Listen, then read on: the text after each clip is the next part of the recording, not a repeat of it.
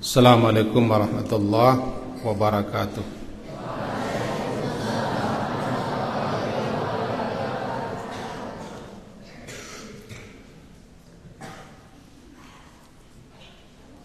Bismillahirrahmanirrahim. Alhamdulillahi rabbil alamin. Wassalatu wassalamu ala rasulillah wa ala alihi wa ashabihi ajma'in. Terima kasih kepada guru-guru kita yang hadir dan pimpinan kita yang tidak hadir juga kita harapkan hadir untuk besok-besok tanpa ada kecuali apapun alasan, dan juga kepada anak-anak kita semua. Karena hari ini hari pertama kali kita uji coba memakai layar. Andaikan nanti ada yang tersorot, jangan diketawakan atau bikin gaya-gaya aneh seperti selfie-selfian, karena kita berada di majlis ilmu, majlis ta'lim di masjid. Fahimtunna?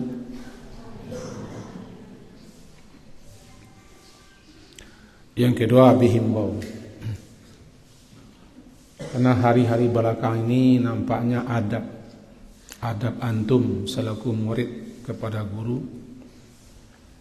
adab di masjid, adab ketika belajar, adab ketika makan, sudah banyak yang kembali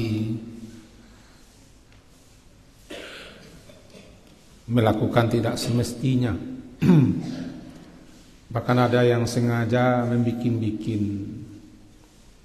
gaduh, membikin ulah, membuat perangai supaya dia dikeluarkan, atau supaya orang tuanya terpengaruh. Ini pikiran seperti ini, pikiran orang jahil ini, pikiran orang yang bodoh. Atau sengaja membikin cerita kepada orang tua dengan aneh-aneh tentang pondok kita. Seperti kemarin, ditelepon salah seorang guru kita oleh orang tuanya, dapat berita daripada anak bahwa habis center bagaimana begini sekarang, kacau beginilah, guru-guru tidak kompak, macam-macam. Itu dibikin-bikin. Berdosa antum menyebarkan fitnah, dan orang tua yang langsung menanggapi berita anak juga tidak bagus. Jadi kita himbau orang tua, wali murid, jika ada masalah tanyalah kepada kami yang ada di sini. Jangan terima saja berita daripada anak. Anak kita kondisinya seperti itu. Ada yang malas, ada yang mencari ulah. Katanya tidak betah, lalu dihasung dan dihasut untuk pindah. Ini cerita-cerita yang harus diredam, dikelirkan dan dijelaskan masalahnya. Jadi kita himbau kepada orang tua, wali murid, bukan tidak boleh mendengarkan cerita anak, tapi jangan ditelan 100%. Kan agama menyuruh kita harus tabayun dulu, klarifikasi dulu. Termasuk antum-antum jangan buat-buat juga ulah perangai. Adab ini sudah jauh menurun sekarang, jauh menurun. Di masjid, dimakan, kepada guru, menyapa, segala macam kurang. Termasuk di kelas dan di lokal. Mudah-mudahan yang akan datang bisa kita perbaiki. Amin. Jadi himbau lagi karena kita punya tayangan sekarang 2 layar. Janganlah sampai membuat suatu tingkah yang nanti tersorot oleh kamera. Bisa dipahami? Baik. Mari kita awali pertanyaan pertama. Adri 7A.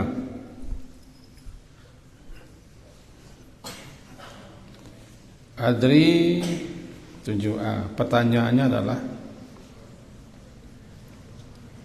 ada orang tuanya, Dua salam sama orang tuanya. Oke.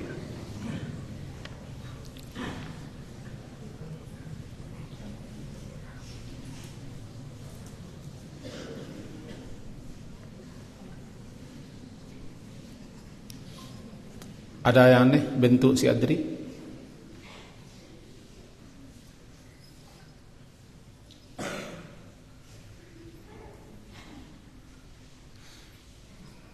Pertanyaan Adri adalah, ketika kita mimpi basah dan kita ingin mandi wajib, tetapi kita tidak tahu cara mandi wajib, apakah boleh kita mandi biasa dengan niat mandi wajib? Syukran. Ya, afwan. Terima kasih Adri. Silakan duduk.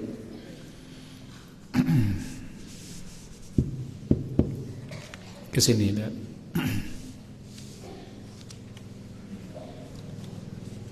Mandi itu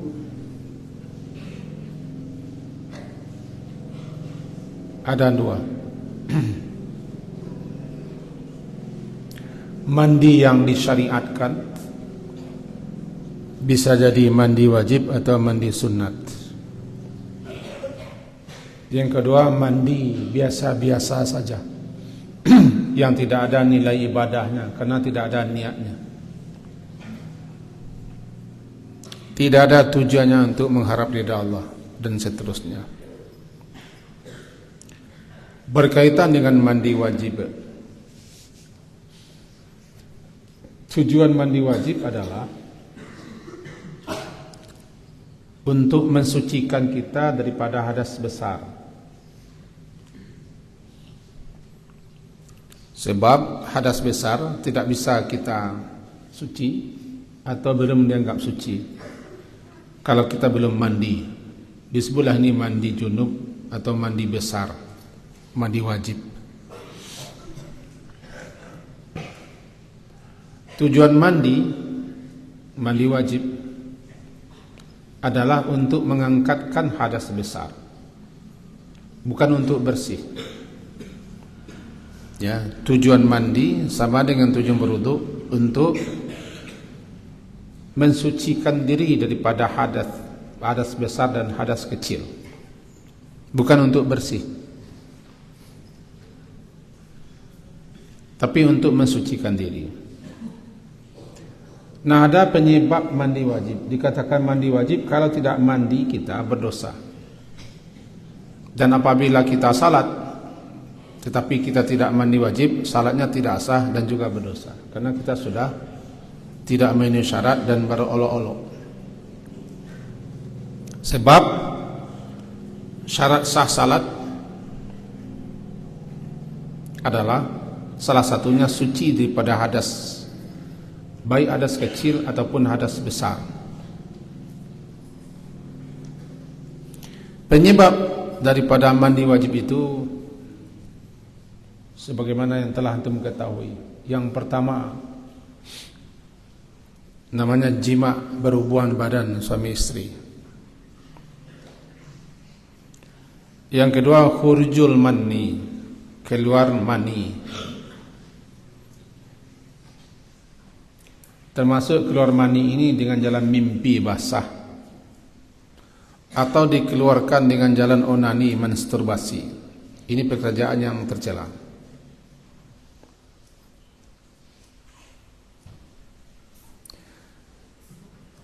Kemudian bertemu dua penkhitanan. Nanti kita coba bahasa halusnya.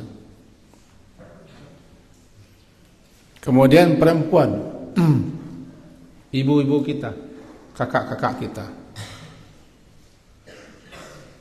yang telah selesai daripada masa haid dan nifas atau selesai melahirkan. Ada juga yang memasukkan mandinya orang yang masuk Islam, tapi ini ikhtilaf namanya. Dan ada juga masukkan mandi jenazah, tapi jenazah bukan mandi wajib, wajib dimandikan. Nah, pertanyaan si Adri ini kelas 7A dari Malala, ya Malala, orang tuanya ada dengar ini. Ada biasanya. Ini pertanyaan dari Malala. Barangkali orang-orang tua kita payah menjelaskannya kepada antum. Apalagi antum yang besar di pesantren. Karena tamat SD belum ada yang baligh. Kalaupun ada, barangkali jarang. Berarti antum masuk usia baligh di pesantren. Tiba di kita di Abi Center. Apa itu baligh? Simak ini.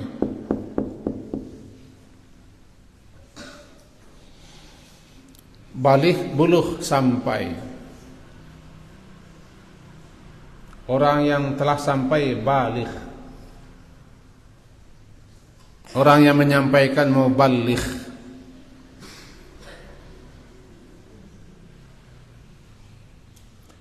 Orang yang telah sampai kepada usia tertentu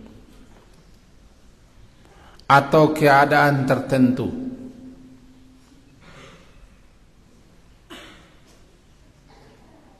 Maka ketika itu dia sudah baligh. Telah masuk kepada fase di mana fase dia sudah memikul tanggung jawab sendiri.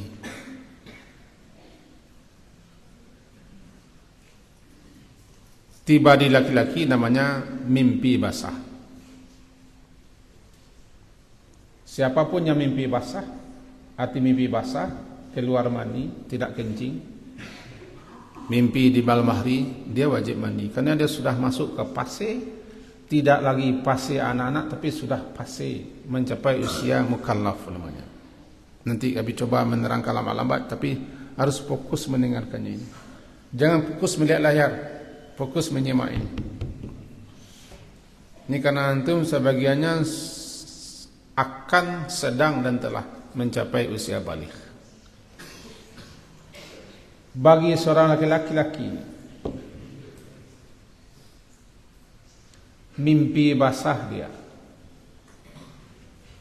Arti mimpi basah itu mimpi, istilahnya seorang anak bermimpi, lalu dengan mimpi itu keluar air maninya.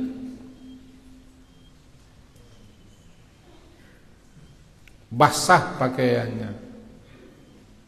Air mani itu nak sama dengan kencing. Kencing baunya amis.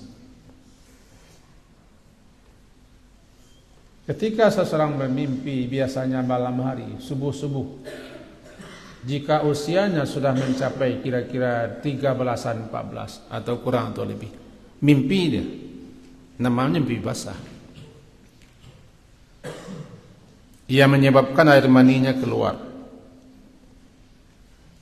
Maka ingat, ketika itu antum sudah masuk usia baligh. Paham tu? Usia di mana kalau antum atau kamu semua tidak menjalankan kewajiban agama, kita yang menanggung dosa. Bukan orang tua, bukan guru. Kalau kami guru-guru telah menyuruh, telah mengajari, telah mendidik. Orang tua telah menyerahkan kepada kami. Lalu antum tidak lagi salat, tidak puasa, tanggung pikul dosa sendiri. Karena dia sudah sampai kepada usia bulugh atau baligh.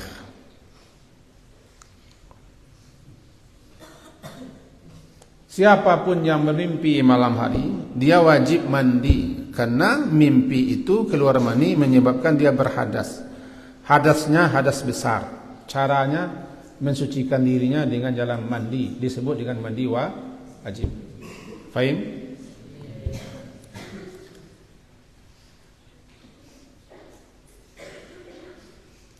Kalau tidak mandi dia, dilalaikan mandi, sementara salat subuh sudah masuk, dia belum juga mandi, atau tidak mandi, beruduk saja, dia salatnya tidak sah.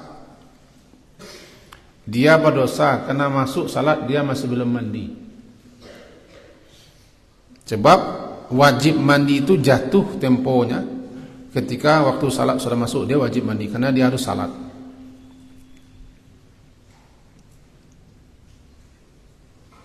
Bagaimana cara mandi wajibnya? Sebentar lagi lebih terangkan. Orang kalau sudah balik, dia sudah mukallaf.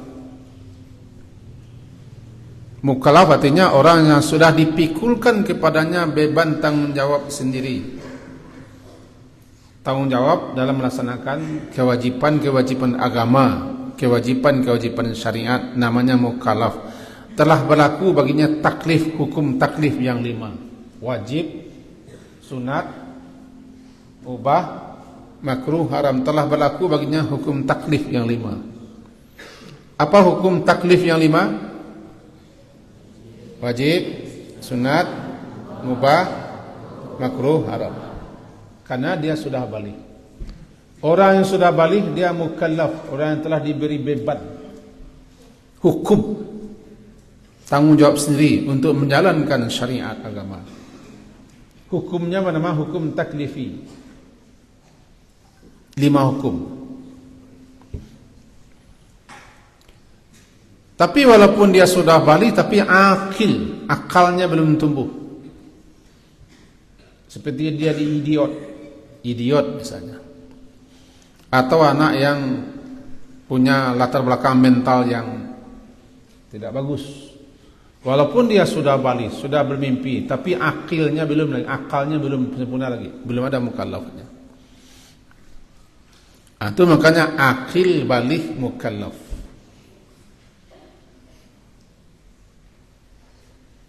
Tiba di perempuan, datang bulanannya haid namanya. Ini harus diketahui oleh laki-laki juga. Datang bulan haid namanya. Haid adalah sesuatu yang mesti dilalui oleh seorang perempuan. Jika haid itu diterima oleh perempuan yang ridha, karena bagi seorang perempuan itu sudah harus dilaluinya, dia dapat pahala.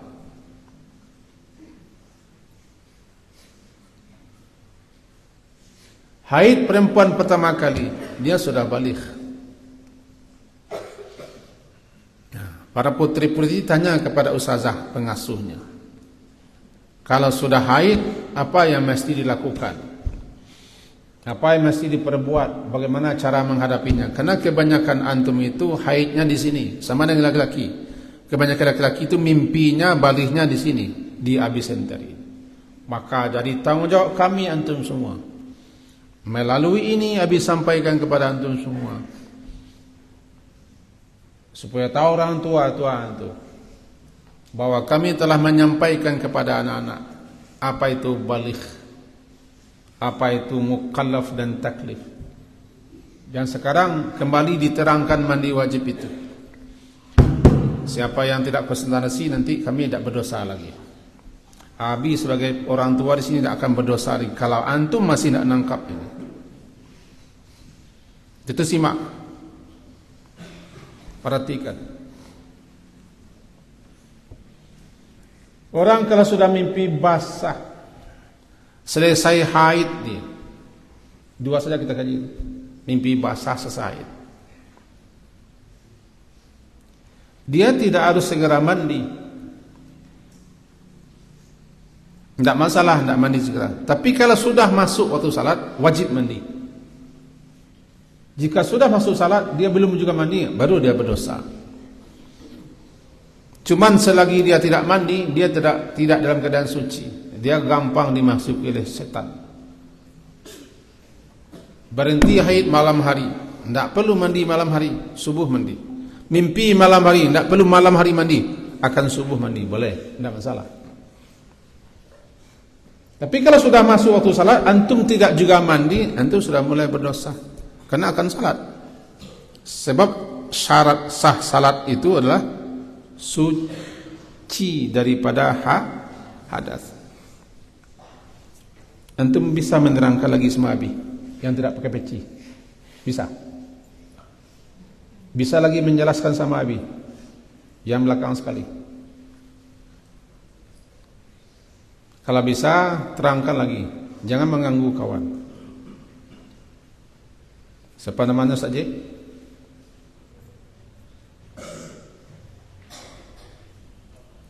Novel. Bisa? Kalau tidak, simakkan. Ini yang kurang kita harus pelajari lagi. Adab.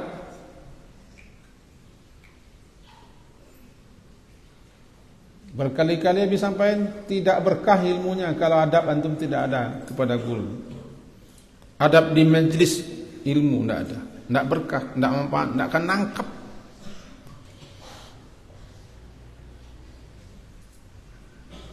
Orang belajar kita ketawa mengganggu orang, tidak nangkap, tidak masuk. Ada jelas nafal.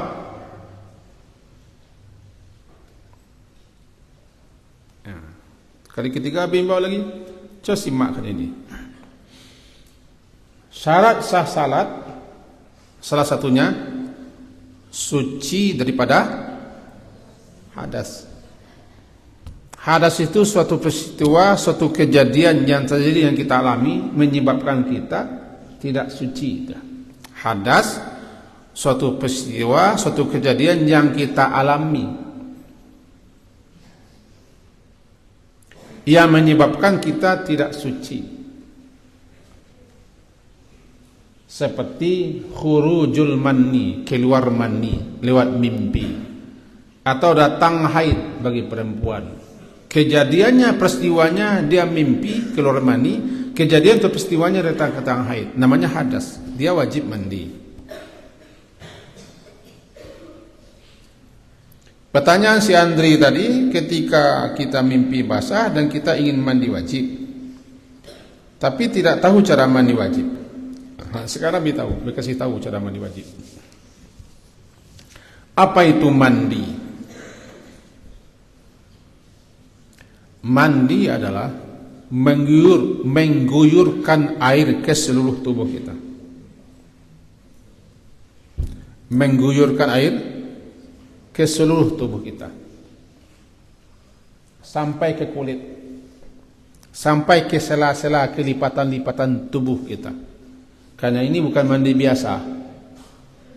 Mandi wajib berarti semua batang tubuh kita disentuh, dikenai air. Lipatan-lipatan, lekukan-lekukan, lubang-lubang kita harus kena air. Ini yang harus diketahui, bukan sekedar mandi-mandi saja, bukan menimba-nimba saja. Habis ulang yang ketiga kali, perhatikan lagi ini. Yang tidur ini perhatikan lagi ini. Besok-besok suruh mencatat ini. Nanti dibuat siapa yang ditunjuk sudah baca kesimpulan supaya nangkap semuanya. Mandi adalah mengguyurkan air ke seluruh tubuh, dan seluruh tubuh luar kita kena air. Lekukan, lipatan, lubang-lubang, sela-sela kena air. Itu makanya kalau ada di sini kotek, buang. Ada tipet, buang. Ada bekas cat, buang. Karena air tidak masuk. Tidak masuk air. Atau pena, tebal dia, buang dulu. Jadi saya tidak harus buang. Itu makanya kita tidak boleh kuku panjang. Karena di bawah kuku juga harus kena. Rasulullah memberi waktu untuk motong kuku itu 40 hari. 40 hari hendak juga potong. Sudah berdosa dia.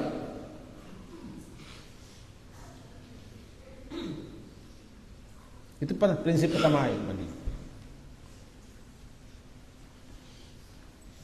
Ya, Andre yang bertanya nih, kan Andre yang bertanya nih ya. Nah, dia bertanya nih. Ini tanya Andre tadi. Perhatikan ya. Yang pertama, pasang niat. Niat untuk mengangkatkan hadas besar. Apa niatnya? Mengangkatkan, menghilangkan hadas besar supaya kita suci. Baca bismillah. Bismillah.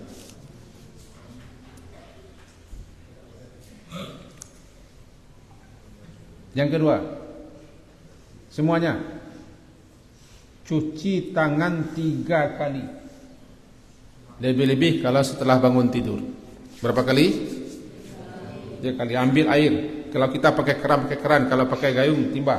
Ambil timba, keluarkan. Berapa kali? 3 kali. Kalau bangun tidur. Sudah berapa tuh? Sudah 2. Pertama apa? Niat.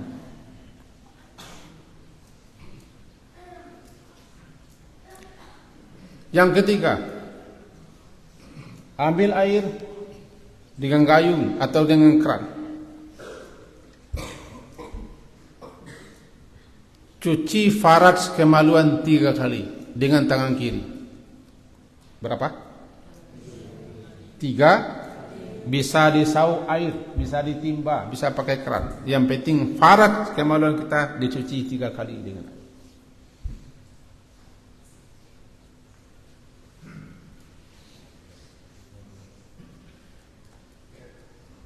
Lalu di zaman Nabi, tangan ini beliau gosokkan ke tanah. Kata ulama itu untuk menghilangkan bau dan menghilangkan kotoran. Sekarang sudah boleh diganti dengan deterjen atau sabun. Tidak ke tanah lagi, tidak masalah. Walaupun orang yang memahami mantuk tetap ke tanah dipakainya. Sudah berapa? Sudah berapa? Nanti kita simulasikan, kita praktekkan di hari ini juga. Coba antum kalau tidak menyimak, malu, akan disorot dengan kamera. Kalau tidak menyimak, yang tidak menyimak itu tandai, suruh ke depan mempraktekkan mandi. Itu bangunkan kawan yang tidur.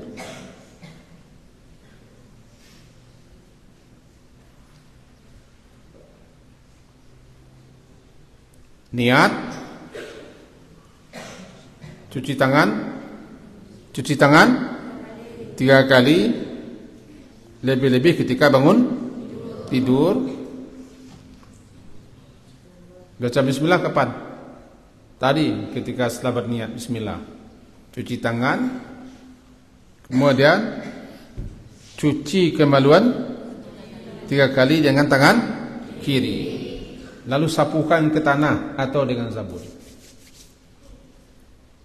Sudah berapa?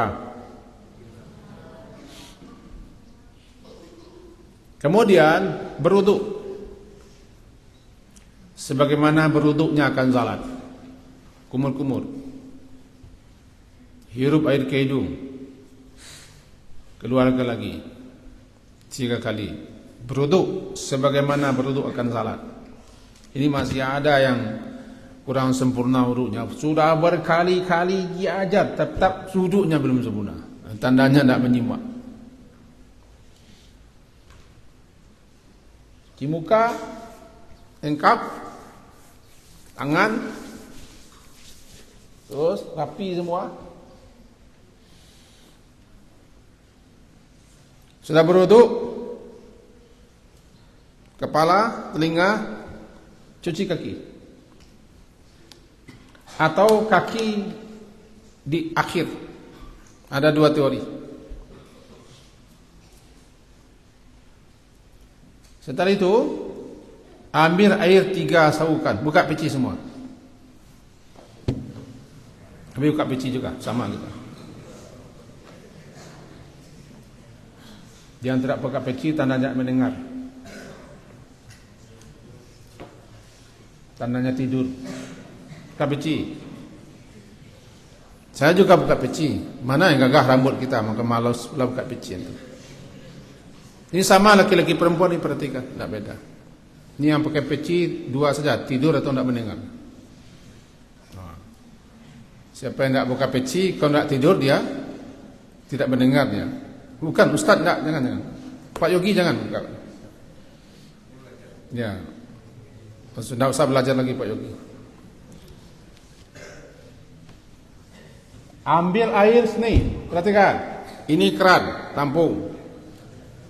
Atau timba. Karena air sedikit kalau masuk tangan nanti tercemar dia.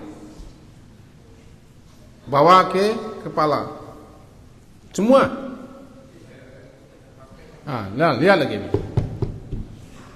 Balikkan pecinya. Anggap ini ember. Semuanya perhatikan Nabi. Ini malu-malu. Antum orang tak? Ya. Semuanya bawa ke kepala. Kucek-kucek rambut sampai ke akar. Sama kita.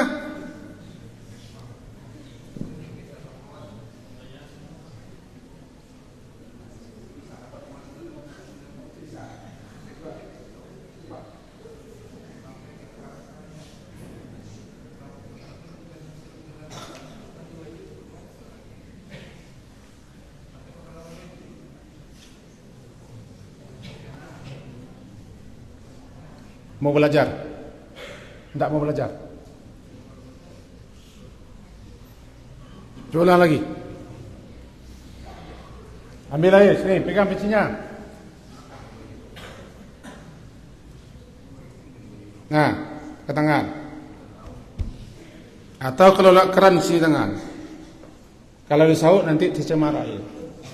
Bawa ke kepala. Kucek-kucek rambut. Tidak ada rambut ganteng-gantengnya. Kucek-kucek semua. Nah. Sampai ke akar-akar. Ini? Ini? Ini? Nah, tidak mengerti dah kan? Tidak mengerti. Ulang lagi. Bawa kepala. Cek-cek rambutnya. Sampai ke akar. Ini?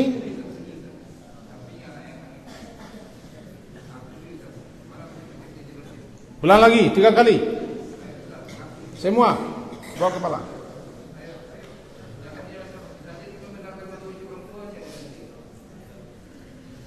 Sudah 3 kali? Sudah 3 kali?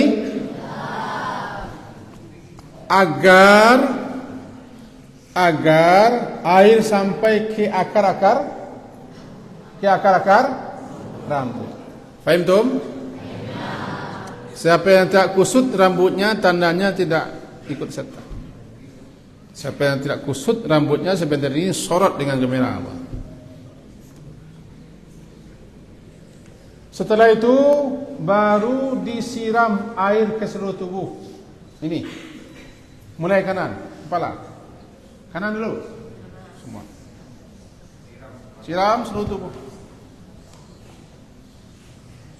Baru kiri. Gosok semua supaya air masuk ke sela-sela, ke lipatan-lipatan ini. Karena tubuh kita ini dianggap tidak suci. Tubuh kita dianggap tidak suci.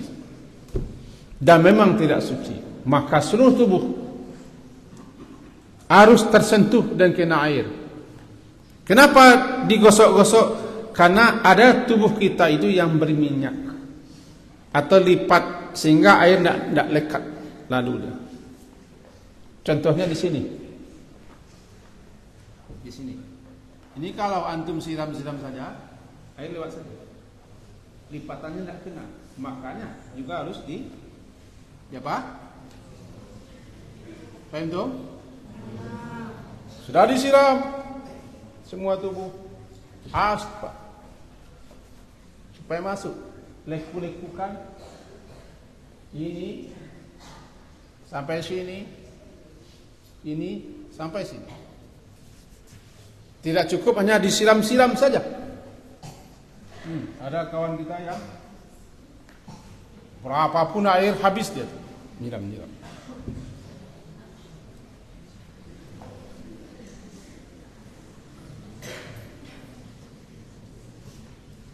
Sampai ke lipatan tubuh.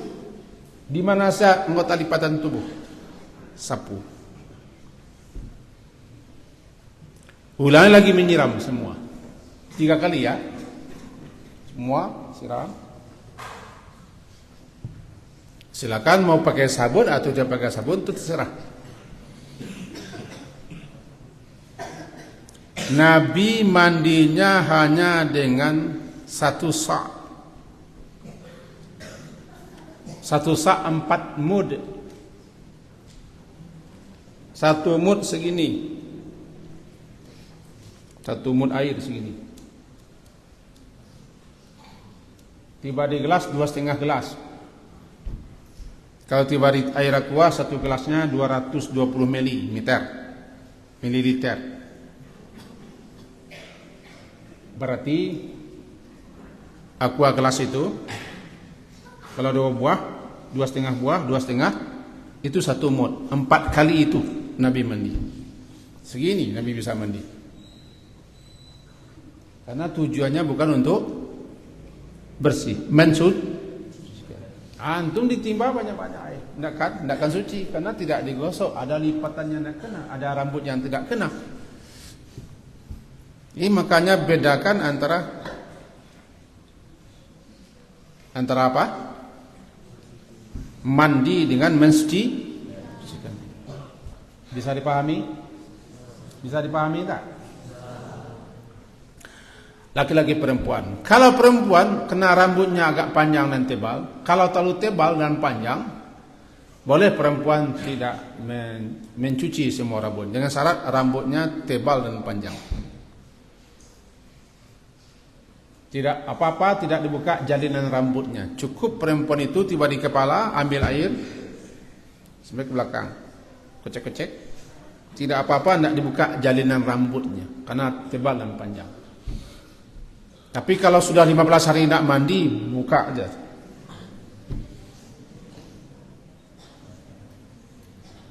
Baru silam seluruh tubuh. Kalau sudah rasanya semua, terakhir siram kaki. Ambil air, siram kaki, ya digosok 3 kali. Setelah itu salatlah. Tidak apa-apa, tidak berwudu. Karena tujuan mandi untuk mensucikan diri daripada hadas. Tujuan berwudu juga untuk mensucikan daripada hadas. Hadas besar dan hadas kecil. Disebutkan bahwa Rasulullah SAW, beliau tidak lagi berwudu setelah mandi. Ya, Rasulullah SAW itu la yatawadda ba'dal ghusl. Kalau mandinya seperti itu,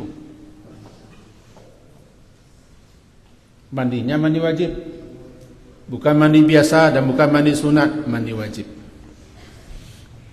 Tidak apa-apa lagi kalau tidak berwudu.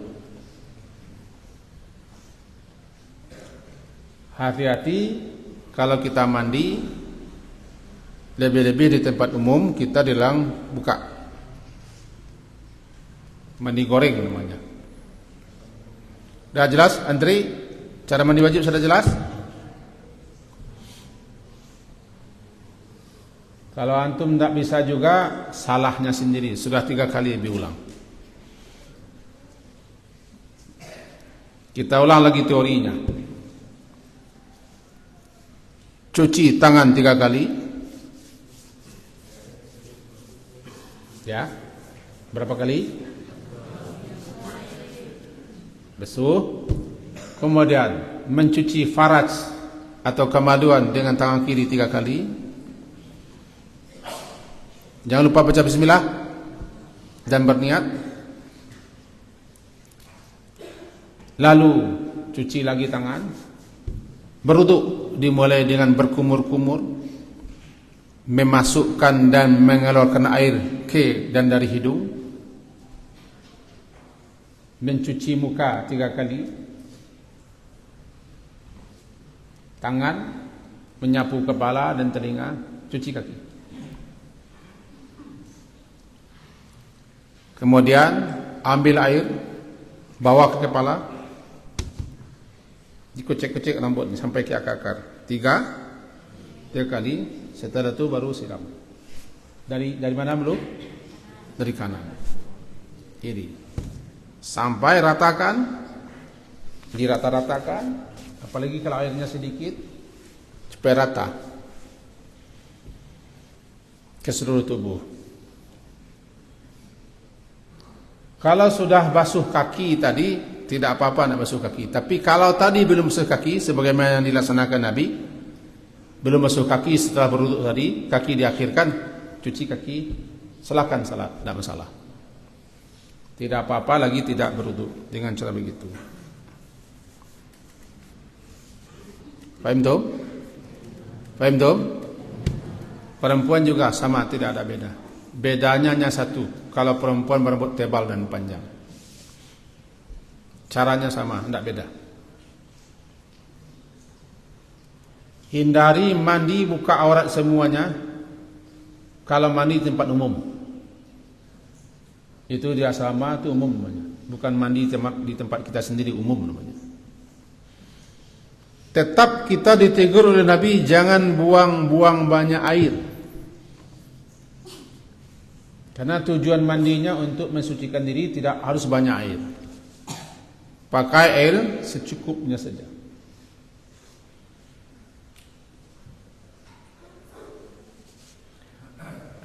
Sudah Andri, paham ya? Tidur lagi. Baik, masuk kepada pertanyaan yang kedua. Satu pertanyaan baru. Yang kedua, M. Zaki Saputra. Ada Zaki Saputra. Kelas berapa ini? Kelas 7E. Oh, ini dia Zaki Saputra. Zaki Saputra dari mana ini? Tanjung Alam. Oh, di sini. Coba salam sama orang tuanya. Oh, bagus. Rian Ramadan. Dari mana Rian Ramadan? Ampang Gadang. 7E juga. Termasuk anak baik ya. Amin. Coba salam sama orang tuanya. Oi. Dafa Saputra. Dafa Saputra. Ini dari mana ini Dafa? Sungai Puar. Coba salam sama orang tuanya. Oh. Ya, itu saja ya. Pertanyaan 3 orang makhluk yang mulia ini. Jika waktu salat hampir sudah habis. Jika waktu salat hampir sudah habis dan kita belum mandi wajib, apakah yang harus kita lakukan? Syukran, afwan. Bagus, silakan duduk. Ini kompak bertanya 3 ini. Ya, kompak bertanya 3. Oh ya, sepakat ya. Jika waktu salat hampir habis, seperti salat subuh atau zuhur atau asar atau maghrib. Kita ambil subuh dulu. Batas akhir waktu subuh kapan? Ada yang tahu? Ada yang tahu batas akhir subuh? Terbit matahari. Sudah terbit atau belum? Sebelum terbit matahari. Terbit matahari. Sedikit lagi subuh tinggal. Andaikan subuh itu waktunya habis, misalnya jam 5.55, misalnya habis waktu subuh, jam 6 kurang, belum juga mandi wajib, berarti lalai ini. Orang kalau sudah masuk waktu salat, dia wajib mandi, belum juga mandi, lalai dia.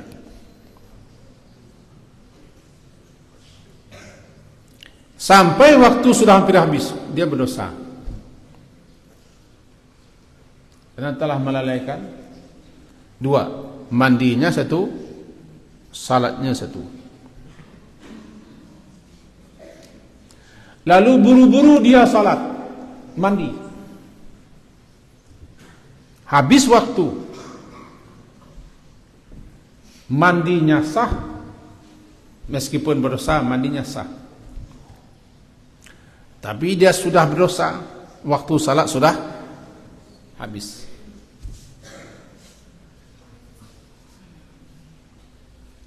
Sudah bertimpa sekian dosa.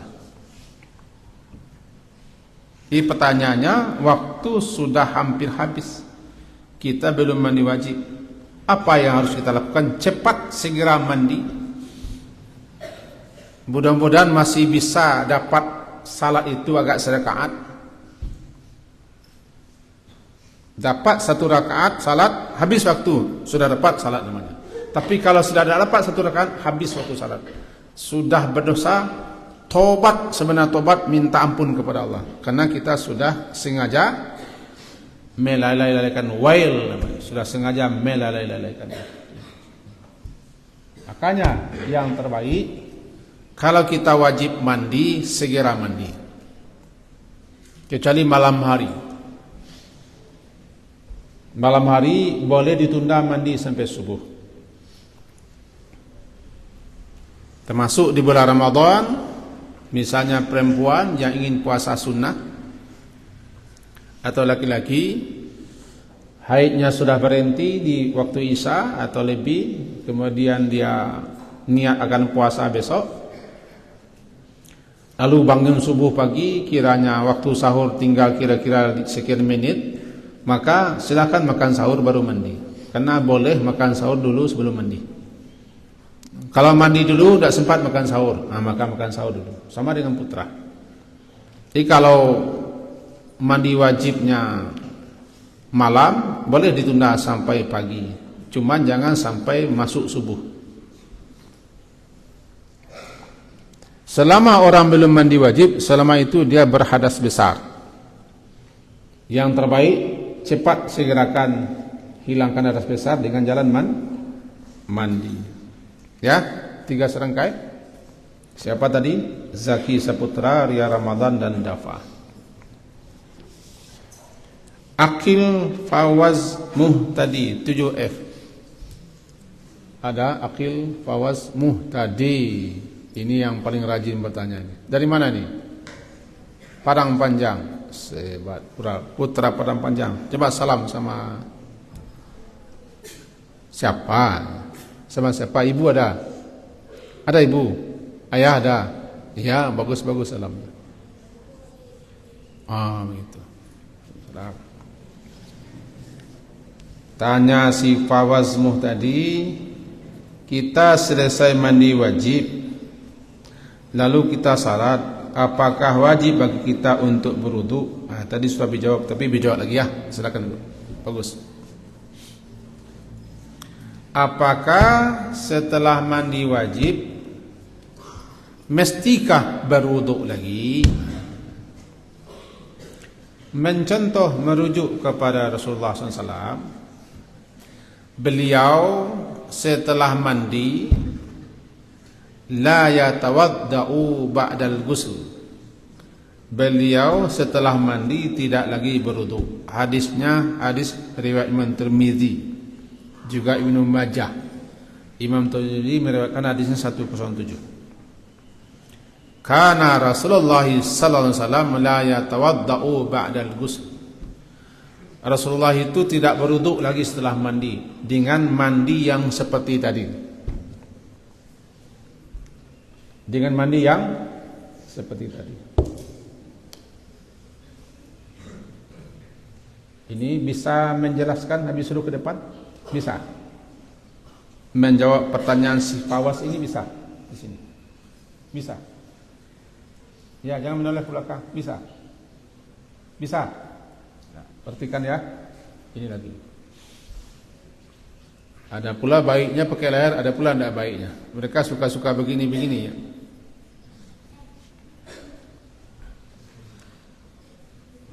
Dia bilang, jika mandi wajibnya, urutannya, tata caranya, adabnya, model yang kita tunjukkan tadi, maka tidak apa-apa lagi tidak berwudu, langsung salat.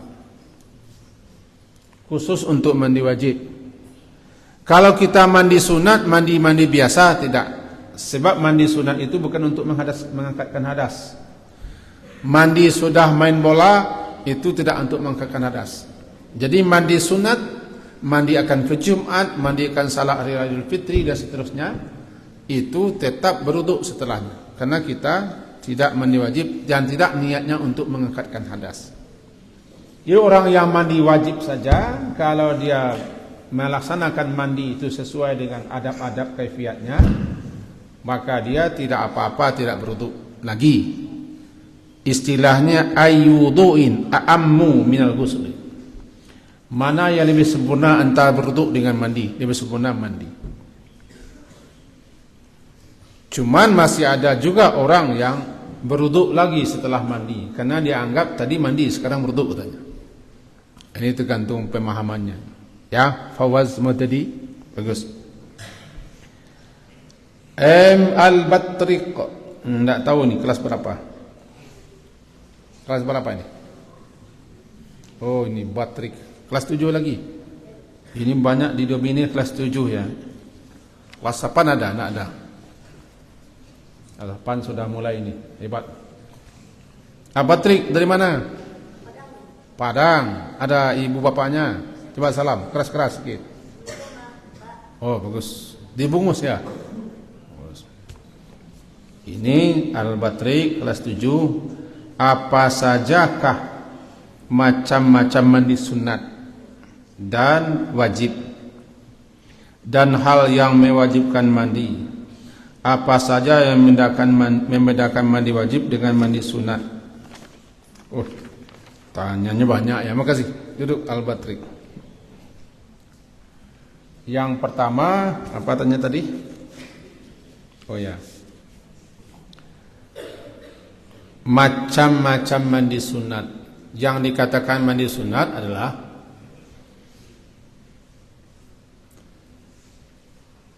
mandi yang hukumnya tidak wajib, yang mandi tujuannya bukan untuk mengangkatkan hadas. Kalau mandi tujuannya mengangkatkan hadas besar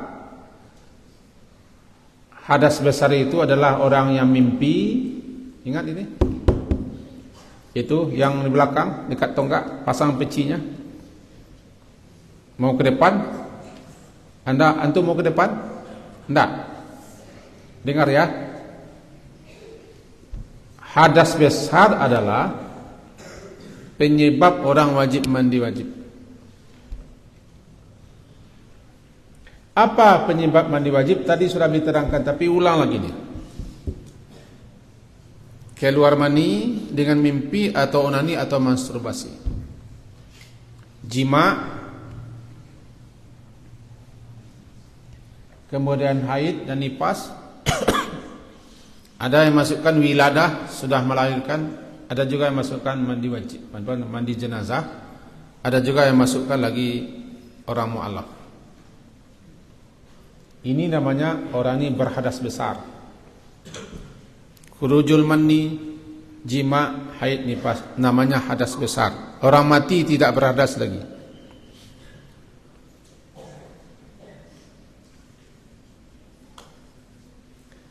Wajib bagi orang-orang seperti ini mandi.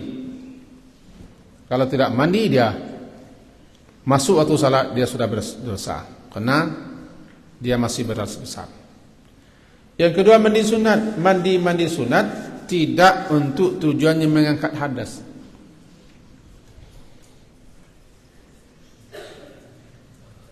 Baik hadas besar ataupun hadas kecil. Apa saja mandi sunat? Banyak mandi sunat. Disebutkan antara lain yang sering-sering saja, mandi akan ke Jumat. Disunahkan mandi akan salat hari raya Idul Fitri dan Idul Adha. Yang jarang terjadi, mandi akan salat istisqa, mandi akan salat luar gerhana, bulan dan matahari, mandi ihram. Termasuk mandi sunat itu mandi setelah memandikan mayit. Setelah memandikan mayit disunahkan mandi. Setelah memikul jenazah disunahkan berwudu. Jabat trik, usung jenazah lalu kita berwudu. Memandikan jenazah disunahkan mandi. Disunahkan mandi. Lalu masuk Islam. Banyak ulama yang menyebutkan masuk Islam itu sunnah mandi bukan wajib. Orang mu'alaf disunahkan mandi. Meskipun ada juga yang mengatakan wajib. Kemudian orang yang sembuh daripada gila. Orang gila sembuh daripada gilanya disunahkan mandi. Gila. Orang yang pingsan, semenjak tadi pingsan, baru sekarang bangun, disunahkan mandi. Pingsan dia tadi, pingsan. Baru saja kita acara pingsan. Kemudian si uban terbangun, disunahkan mandi. Mandi dia. Lalu ini tidak berkaitan sekarang. Orang haji mandi sunat ihram. Mandi ketika akan ke Arafah, mandi ketika akan ke Muzdalifah, mandi ketika akan melontar jumrah. Mandi ketika akan tawaf, mandi ketika akan sa'i. Ini sunnah-sunnah semua. Disunatkan mandi. Mandi ketika akan masuk kota Makkah, mandi ketika akan masuk kota Nabi, kota Madinah. Ini sunat. Yang sering-sering terjadi yang di atas tadi. Ya. Apa beda mandi wajib dengan mandi sunat? Beda mandi wajib dengan mandi sunat adalah yang satu hukumnya wajib mandi sebagai syarat sah salat. Kalau tidak mandi berdosa. Apalagi kalau sudah masuk salat belum juga mandi wajib sampai habis waktu salat, dosanya 2. Yang kedua mandi sunat, mandi biasa. Akan bertemu-temu, bersua-sua, berjumpa atau untuk melaksanakan ibadah tertentu. Disunatkan mandi bukan lantaran berhadas. Itu bedanya, bukan lantaran berhadas. Ya, Al-Batrik bagus. Syaza Syakira, perempuan laki-laki ini. Perempuan mau berdiri atau terserah. Syaza Syakira kelas berapa? Kelas 7. Ada yang bisa bantu Abi? Syaza Syakira kelas berapa? 7. Dari mana? Bisa berdiri atau terserah? Oh tidak. Syaza Syakira dari mana ini? Payah ya. Nanti tolong ajari ustazah ya, kalau guru bertanya jawab. Di putri tolong ajarkan. Kalau guru bertanya, apalagi pimpinan kita bertanya, orang tua kita bertanya, jawab. Tidak berdosa menjawab. Dari mana? Bagus. Mau di kamera kan ini enggak? Oke. Pertanyaan Syaza Syakira, jika kita sedang ada istihadah, apakah wajib juga kita mandi? Abi wajib mandi. Itu saja ya, syukran, afwan. Baik. Kita laki-laki juga harus tahu. Karena kita punya ibu, mempunyai saudari, mempunyai nenek. Banyak hal-hal di ibu kita, di saudari kita, di nenek kita, di tante kita yang mereka hadapi. Pertama, kedatangan haid setiap bulan. Ada yang lancar, ada yang normal, ada yang tidak. Kemudian akibat pengaruh-pengaruh tertentu, hormon tertentu, atau makanan tertentu, atau obat tertentu, atau sudah bawaannya. Ada nanti namanya istihadah, darah itu keluar terus-menerus di selain waktu haid. Dalamnya nanti tanya kepada ustazah di asrama. Ada ustazah Sarah di belakang, ustazah Sahra ya, di belakang. Haid, darah yang keluar, darahnya dikenal oleh wanita, warnanya juga, baunya juga khas. Keluar pada waktu tertentu, lama-lama tertentu. Tapi kalau sudah lewat batasan waktu tertentu itu, darahnya sudah beda, baunya sudah beda, itu kemungkinan besar namanya istihadah. Orang istihadah sudah suci. Karena istihadah itu penyakit. Maka jawaban ringkasnya, orang yang istihadah disunnahkan mandi setiap akan salat. Disunnahkan mandi setiap akan salat, bukan wajib. Mau salat zuhur dia istihadah, mandi dulu. Salat asar mandi dulu, maghrib mandi dulu, isya mandi dulu, subuh mandi dulu. Tidak sampai kepada wajib. Kalau tidak mau mandi, bersihkan lagi, tukar lagi, kemudian berwudu salat. Karena hukum mandinya tidak wajib, sunnah. Sebab istihadah itu bukan hadas, hanyalah penyakit tertentu dialami oleh perempuan tertentu. Ya Syaza, ada paham? Itu tidak semua mengalaminya, tapi kalau perempuan yang mengalami itu, kita hibah, kasihan, terima dengan sabar dan ridha. Itu ujian daripada Allah. Karena dia keluarnya di luar masa-masa haid atau melebihi masa haid. Caranya begitu. Ketika akan salat mandi di luar salat sunat. Salat zuhur mandi, salat sunat sebelum zuhur, salat zuhur, salat sunat setelah asar. Sudah. Tidak perlu akan salat, semua akan salat mandi tak? Salat sunat tidak perlu mandi, salat wajib saja. Asar mandi lagi. Kalau sudah mandi akan zuhur nanti dah, sudah mandi itu pasang lagi pembalutnya, salat sunat, salat zuhur, salat sunat, nanti asar datang begitu juga. Disunnahkan mandi. Ya, paham tuh? Kemudian yang ketujuh, zidka nabihan. Dari mana ini? Perempuan juga, putri. Kelas berapa? Zikra, Zidka, kelas 7. Ya, dari mana Zidka? Medan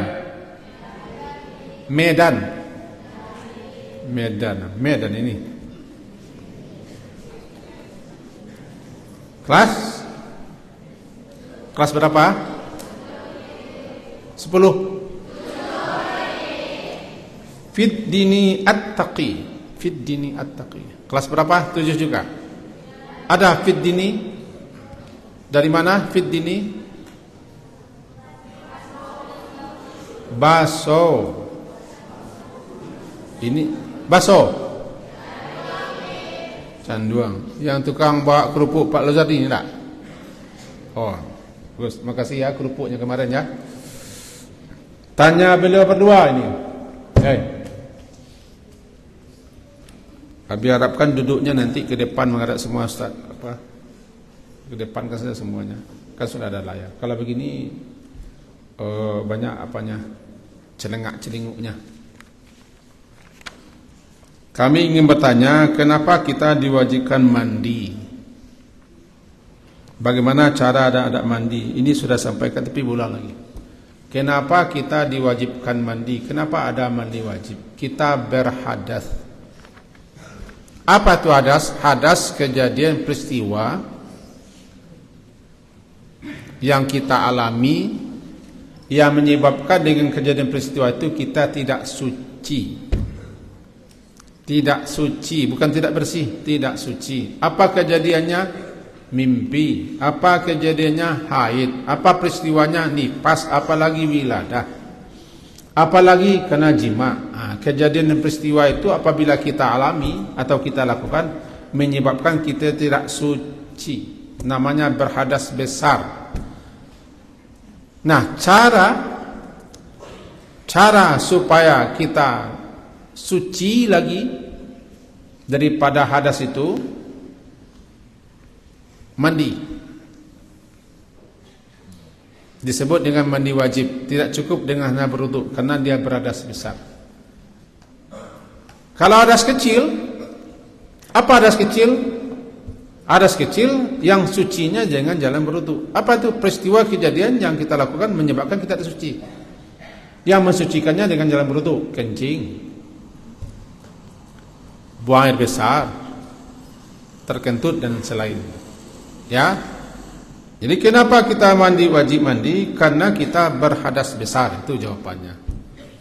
Apa hadas besar? Peristiwa kejadian yang kita lakukan dan kita alami yang menyebabkan kita tidak suci.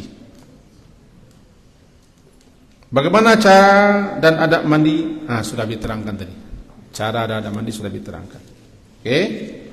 Zidka nabihan dan fid dini at-taqi. Siapa lagi ini? Yang ke-8, Lutfiyah Aishi. Dari mana ini? Lutfiyah kelas berapa? Kelas 7. Dari mana Lutfiyah? Bukit Tinggi. Lutfiyah Bukit Tinggi Aishi. Hanim Kasya Yusra. Kelas berapa? Dari mana? Padang. Halo orang Bukit Tinggi dan orang Padang. Ini putrinya bertanya, putrinya tidak mau dipoto atau tidak mau di kamera. kelas 7. Sering mendengar, kenapa setelah mengubur atau melayat kita diharuskan mandi? Apakah ada ayat dan hadisnya? Oh, dalilnya. Baik. Yang ada adalah orang yang memandikan mayit disunnahkan mandi setelah itu. Orang yang mengusung membawa mayit ke kubur disunahkan berwudu. Itu yang ada. Tidak ada ayatnya, yang ada hadisnya.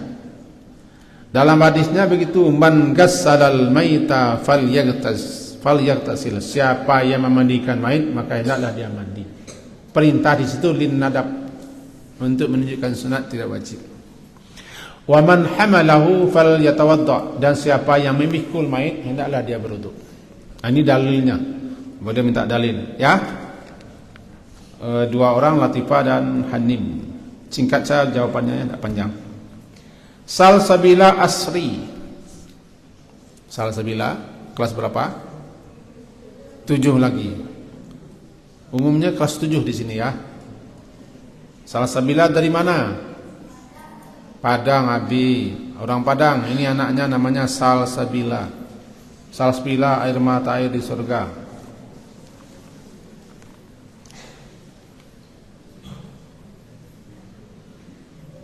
Sila al-Syahbani. Dari mana ini?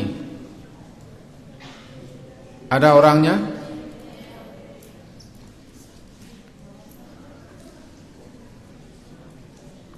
Sila dari mana?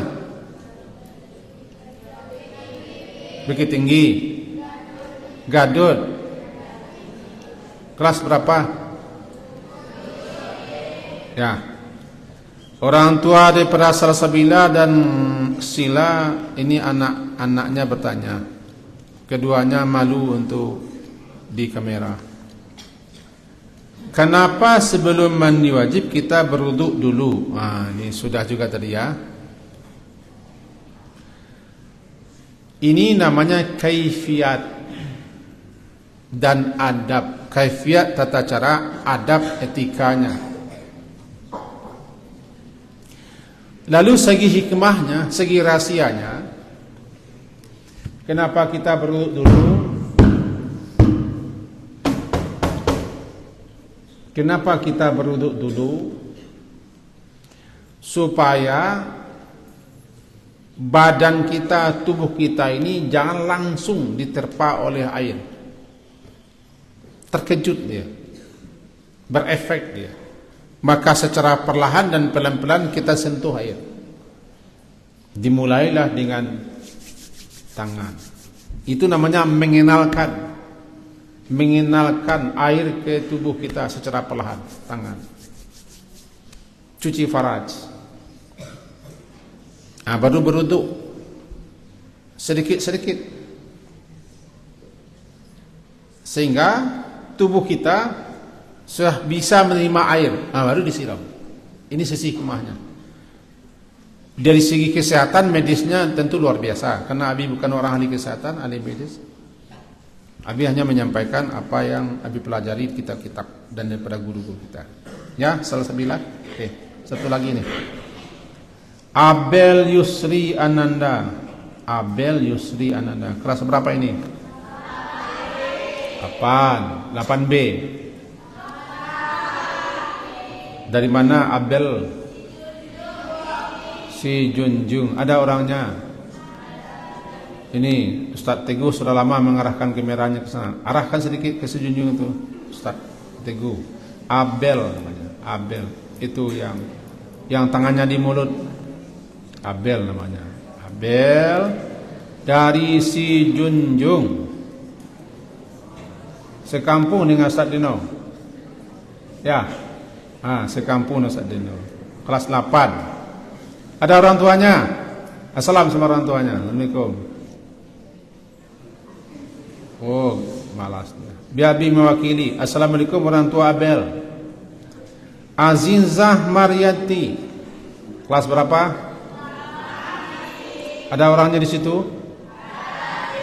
Coba nampakkan sedikit bentuknya. Oh, itu dia Azizah. Dari mana? Sejunjung. Coba wakili salam untuk orang Sejunjung semua. Assalamualaikum. Beliau ini bertanya, bagaimana hukumnya mandi wajib dengan air sumur yang berada di Sumur Harapan? Bagaimana cara kita mandi wajib jika air tidak memadai? Boleh. Ada Sumur Harapan ini, ingat, ada mitos namanya. Mitos orang Jerman dan suku Celtic, Gotiknya juga. Sumur-sumur tua yang sudah lama, di mana mereka ini dulu memandang sumur-sumur itu ada keramatnya, ada penghuninya, ada penunggunya, air sumber, segala macam sumber. Lalu mereka mempunyai sekian banyak harapan kalau ke sumur itu, karena mereka menganggap air sumber itu sumber keberkatan, sumber kehidupan. Mereka punya harapan. Kemudian ada pula Sumur Harapan orang Indonesia, dibuat daripada tong-tong sebagai taman-taman. Nah, entah Sumur Harapannya mana yang dimaksud ini? Sumur Harapannya mana maksudnya? Oh, enggak ada. Yang penting Nabi sallallahu alaihi wasallam dijelaskan kembali ya. Nabi mandi beliau dengan satu sa' saja sudah cukup. Sa' namanya. Sat panjang ain sa'. Satu sa' itu ukurannya 4 mud. Satu mud ditengadahkan tangan seperti berdoa. Segitu satu mud namanya. Diperkirakan satu mud itu sebanyak 625 mililiter. Ada juga yang mengatakan 600 mililiter. Ada juga yang mengatakan 675 mililiter. Lalu bagaimana caranya? Cari aja aqua gelas. Aqua gelas itu ada yang isinya beratnya di 220. Ada yang 240, macam-macam. Aqua gelas. Jadi sebanyak 2,5 aqua gelas itu dianggap itu namanya satu mud. Kali 4. Kalau aqua besar berapa mili isinya? 800. 800-an. 700 ya. Maka aqua besar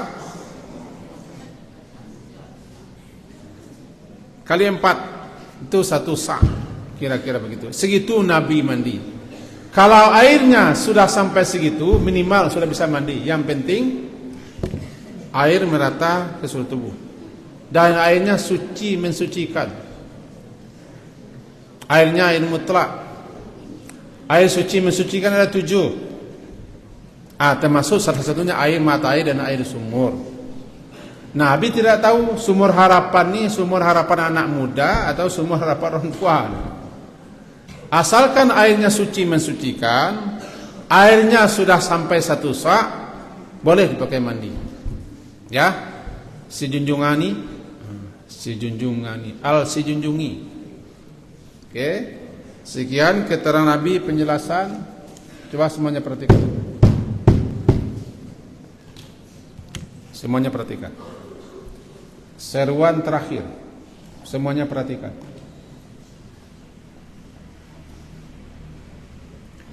Besar harapan kepada antum semua. Mari kita biasakan adab yang baik. Nilai kita di adab. Himbauan kepada guru-guru semua, mari kita beradab yang baik, tularkan adab yang baik kepada murid-murid kita. Jangan bosan, jangan jemu, menyapa, menegur, menasihati anak kita yang masih belum beradab. Hari Rabu kami rapat, salah seorang guru mengatakan, bagaimana caranya? Rajin saja kita menegur, menyapa, mengarahkan, mendidik supaya anak beradab. Baik ketika makan, yang masih berlari-lari, yang tidak tertib, yang masih tidak mau antrian, atau membuang-buang pinggir, membuang-buang piring, atau masih membuang-buang nasi, jangan jemu-jemu kita mengajak menyeru mereka, karena mereka seperti itu. Yang jelas kita tidak ada mengajari makan seperti itu, berdiri, berjalan-jalan, membuang-buang, melempar-lempar, kita tidak ada ajarkan. Ini seruan kepada guru semua. Baik, perhatikan.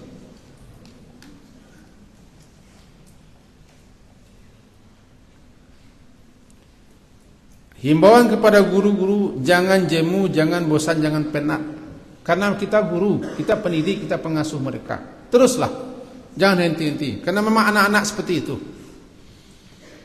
Tipikal anak kita seperti itu. Lain lubuk, lain ikannya. Di Jawa berbeda orang caranya. Di Aceh berbeda, di mana lagi. Tapi di Minang begini anak-anak orang Minang. Seperti itu gayanya. Jadi kalau Ustaz Jumadi menghadapi anak-anak kita di sini, ya begini gaya anak-anak kita di sini. Kalau Ustaz Bahri menghadapi anak, ya begini anak kita di sini. Tidak bisa disamakan dengan Aceh, dengan Sumatera, dengan mana? Di Riau, di Jawa tidak sama. Ini anak kita begini modelnya, begini modelnya. Kadang-kadang habis suara kita berteriak, tidak didengar. Ini seperti contoh ini. Penat kita bilang, dia tidak. Ada yang namanya binga, tuli, PK atau pura-pura tidak dengar, itu memang itu tipikal harus kita hadapi. Kan contohnya ada tuh. Penat saja kita Abi bicara, tidak ada. Kalau tidak kalian dengarkan, kami ini siapa lagi? Abi yang tidak kalian dengarkan, lalu siapa lagi? Yang paling tua di sini Abi. Nah, kalau yang paling tua tidak didengar lagi, habis suara kita. Ada beginilah tipikal anak kita, tipe. Jangan patah semangat, jangan patah hati, teruslah hadapi. Kemarin Nabi usul sama Tuan Jumadi, bubar khazanah anak laki ini. Kata Ansar Jumadi, tidak usah, tidak ada pula perjuangan kita. Jadi kita hadapi. Bubarkan laki-laki itu kan dengan sekolah putri. Setuju, kata orang. Ustaz Jumadi protes. Tidak ada perjuangan kami, katanya. Kenapa? Sampah. Abi setiap keluar dengan Umi selalu menunjuk-nunjuk sampah ambil. Kadang-kadang kita turun ambil. Di mana duduk sampah? Di mana duduk sampah? Di mana duduk sampah? Orang tua pun berkunjung sini, di bawah mobilnya juga sampah. Di sekitarnya juga sampah. Ada juga yang pempes di bawah mobilnya. Bagaimana? Di Rwanda 20 tahun orang menerapkan bersih. Bersih semuanya, 20 tahun. Di sini baru 2 tahun. Di mana-mana sampah. Apalagi di asrama. Satu kali berkunjung orang tua ke Sarma Putra. Di jam-jam yang memang jam-jam semuanya berserakan. Kalau pagi bersih, sore bersih. Jam yang berserakan. Masuk nyerocos. Lalu keluar-keluar begini. Anak begini. Dia masuk tanpa izin, masuk di luar waktunya. Lalu dinilainya langsung asrama anak-anak ini kotor, jijik. Iyalah, jantan saya semuanya. Yang kedua, pagi bersih. Ya, pagi bersih. Itu suasana mereka pulang sekolah, istirahat, lalu semua dibuang. Seakan-akan anaknya di rumah juga bersih. Padahal anaknya di rumah dia tahu.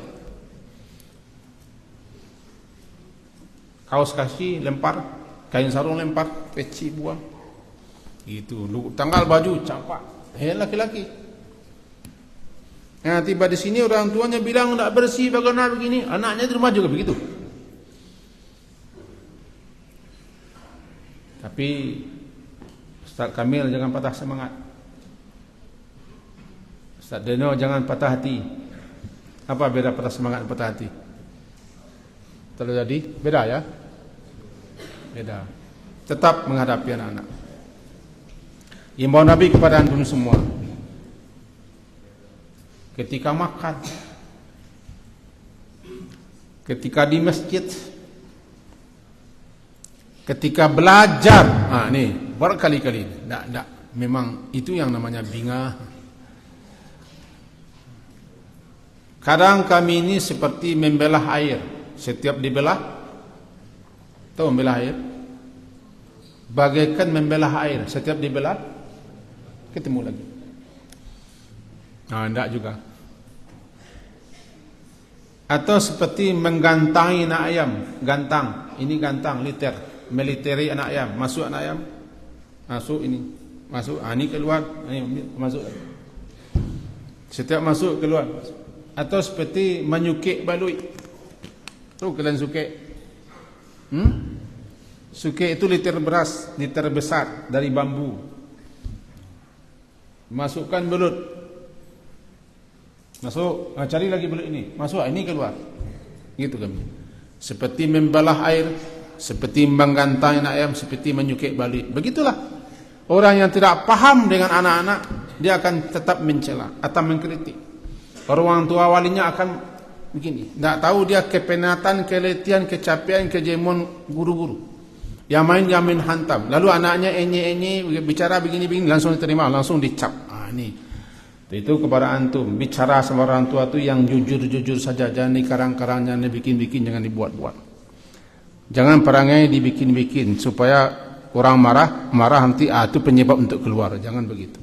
Tidak bagus. Kalau antum sudah semenjak kecil ini tidak bagus wataknya, pikirannya tidak benar, cara bicara surah banyak bohong, mengarang-arang, ke atas juga begitu. Jadi kita himbau kebersihan sampah, bangku dan kursi yang patah-patah di masjid ketika makan. Lebih khusus kepada putri yang suka cekikikan. Cekikikan. Sengaja dibikin cekikikan. Perempuan yang seperti itu gampang dimasuki setan atau jin. Ketawa cekikikan, dibikin-bikin, dia buat-buat, lebih-lebih senja-senja hari gampang masuk jin, kesurupan. Ketawa biasa sajalah, senyum biasa saja, tapi jangan dibikin-bikin. Ini pesan-pesan Nabi, semoga ada faedah dan manfaat untuk kita bersama. Mudah-mudahan makin hari kita makin bagus. Alhamdulillah beberapa hari kebelakang ini antum sudah meningkat, bagus. Yang putra sudah meningkat, bagus. Tapi kita tidak berhenti sampai situ, terus berbuat dan berbenah. Karena besok sudah ada nanti namanya sekolah calon ulama. Asramanya sedang dibikin permanen, mudah-mudahan cepat selesai. Amin. Sekian, diakhiri dengan doa kepada majlis.